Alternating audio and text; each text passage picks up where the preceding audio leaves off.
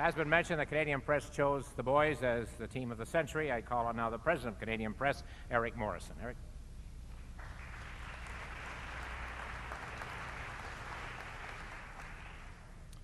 Thanks, Dick. Good morning. This morning I want to tell you about a poll that we did that doesn't need a week's worth of recounting, because these guys were the runaway favorites in that poll. I'll give you a little bit of background on it, not too much. Each year, for almost half a century, the Canadian Press has polled all the newspaper and radio, TV sports editors across Canada for their choice of male, female athlete, and team of the year, and the newsmaker of the year on the news side. We do this, of course, because we're unique in the country. We send news, sports, pictures, audio to 100 dailies, 650 radio, TV stations, and now the internet. So this last year, at the end of the millennium, we took advantage of those relationships to ask them to select a team of the century. Now in Canada, it's no surprise that a hockey team won. It could have been the Oilers of the 80s or the Canadians of the 70s, or for that matter, the 50s, and all of them got votes. But there was really no doubt. More than half of those surveyed chose Team Canada of 72, and they had a long list to choose from. So I guess that's not a surprise either, because as CP's sports editor at the time wrote in a story that was featured across Canada, for Canadians of a certain age, that final game remains a burning memory.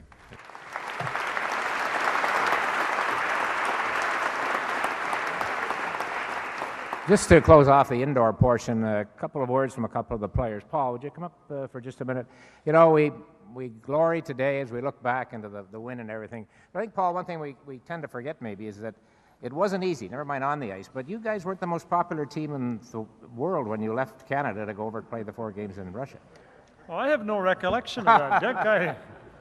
No, it was a little disconcerting, and I think Phil, one of the greatest speeches I've ever heard, really put it on the line. And I think that was the thing that woke the Canadian people up, that, hey, these guys really are trying, and they're at, you know, we have a monumental opponent here.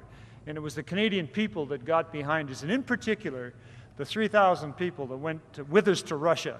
When we lost that first game in Russia and came off the ice to a standing ovation, I mean, the hair in the back of your neck went up. And so today, I thank every one of the Canadians that sent us telegrams, and especially those that were in Russia to support us. When you went over there, did you think what was going to happen would change your life? No, I was just along for the ride. I was just, you know, I was having the time of my life. I guess that obviously I would probably been an underdog to make the team, but in life they say, get around people that are better than you are, and you will learn a lot of things and probably elevate your game, and that certainly happened. And picked up a few garbage goals here that other guys did a lot of work on, and have been riding that for 28 years. I've never heard it called garbage. Thank you, Paul.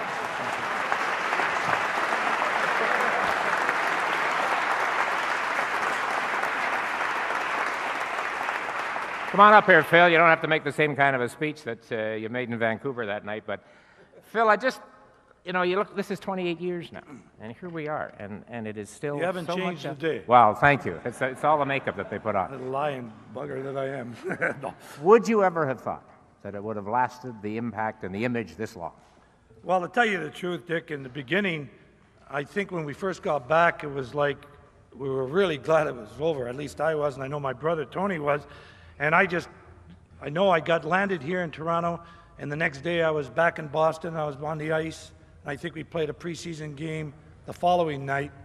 And in being in the United States, you sort of forgot, and you didn't really get all the things that were happening, you know. And I sort of like said, well, it's over.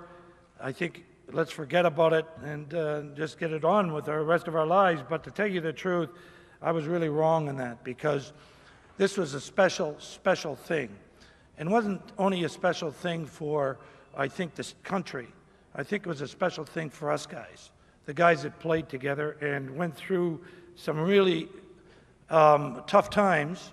And I remember very vividly, after that series for years, going against a face-off against Peter Mahovlich or Bobby Clark or what have you, and this little silly grin coming out, you know, knowing that we went through hell together, and that's what we felt like. And for me, it was just a tremendous, tremendous thing. And to get back involved with this thing, of which I am really sorry I didn't earlier, is really, really thrilling. And for us to be having this plaque out here for us, and all of the guys are terrific. And if you wouldn't mind, there are a few guys like Bobby Orr, who was injured, couldn't play. Brad Park's not here. Vic Hadfield, Wayne Cashman, Mickey Redmond, Guy Lapointe, Bobby Clark, as I mentioned, Dale Talon, Gilbert Perreault, Marcel Dion, and I'd like to introduce the families of Billy Goldsworthy. This is his daughter Tammy and her wife, her husband, and the baby.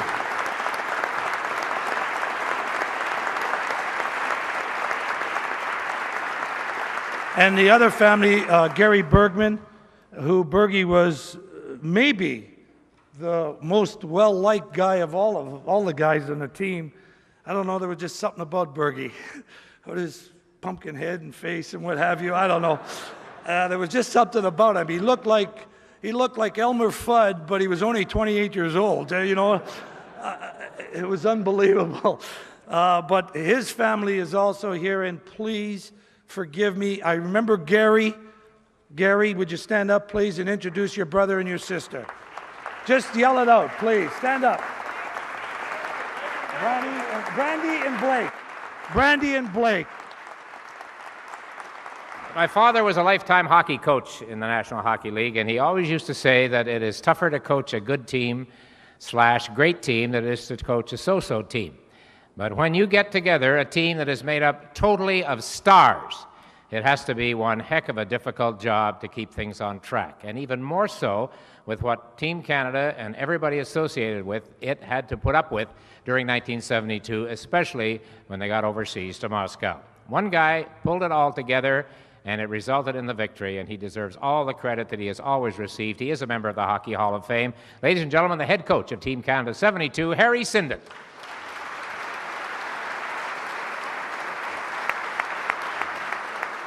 He went on to a fine career as a coach, manager, executive in the National Hockey League and elsewhere. The assistant coach of Team Canada 72, John Ferguson. You want to read what's on the plaque? I'll call on number 3, Pat Stapleton. Pat. Number 1, he was with the Boston Bruins, Ed Johnston.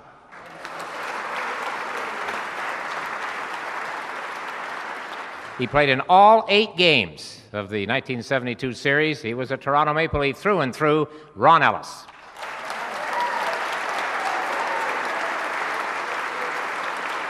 And a right wing, and a fellow who scored a very big goal for Canada in Game 7 in Moscow, number 8, Rod Gilbert.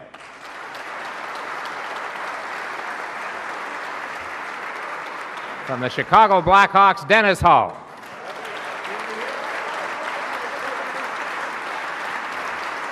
From the New York Rangers, the left winger, number 11, Vic Hadfield.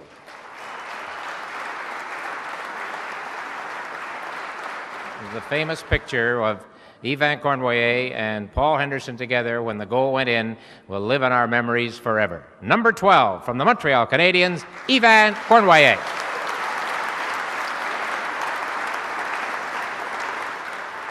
And number 15, Red Berenson.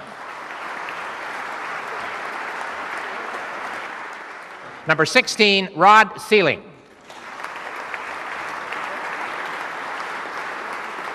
A terrific hockey player with the Blackhawks and, of course, with Team Canada 72, Bill White, number 17. And that brilliant shorthanded goal that's been replayed and replayed and should be replayed more often was scored by number 20 on Team Canada, Peter Mahovlich.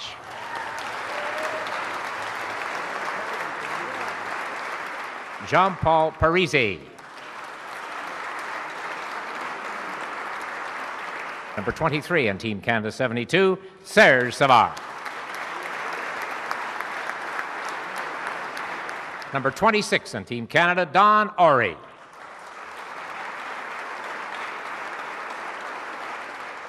And number 29, who else? Ken Dryden. Number 35, Hall of Famer Tony Esposito. Number 36, Richard Martin. Number 37, Jocelyn Gavremont. And a Maple Leaf on defense, number 38, Brian Glennie. From the Chicago Blackhawks, number 21, Stan Mikita. Number 18, Jean Rattel. 8 games, 7 goals, 3 assists, 3 game winners, and instant recognition as a lifetime legend in Canadian sport. Number 19, Paul Henderson. The team captain of Team Canada 72, number 7, Phil Esposito.